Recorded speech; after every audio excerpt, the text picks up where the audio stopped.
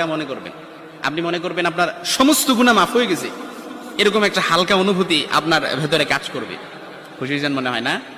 এজন্য আমরা যদি ছোট্ট এই দোয়াটি পড়ে আজ রাতে ঘুমাতে পারি, সকালে উঠে ফলাফল দেখবো ইনশাআল্লাহুল আজিজ। আমি যদি আপনাদেরকে হাদিসের টেক্সট শোনাই, হযরত যায়েদ রাদিয়াল্লাহু তাআলা আনহু থেকে বর্ণিত, রাসূল সাল্লাল্লাহু আলাইহি সাল্লাম বলেন, হাদিসের স্পষ্ট নারেশন হচ্ছে, যে ব্যক্তি রাত্রিবেলা 3 বার এই দোয়াটি পড়ে ঘুমিয়ে যাবে, সকালে উঠে আল্লাহ তাআলা তার সমস্ত গুনাহ মাফ করে দিবে। সুবহানাল্লাহ বাড়িতে যায় বললেন।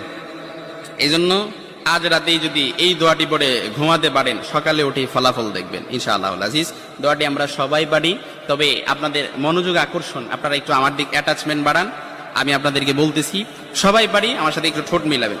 আস্তাগফিরুল্লাহাল্লাযী লা ইলাহা ইল্লা হুয়াল হাইয়ুল কাইয়্যুম ওয়া আতুবু ইলাইহি লা হাওলা ওয়ালা কুওয়াতা ইল্লা বিল্লাহিল আলিয়্যিল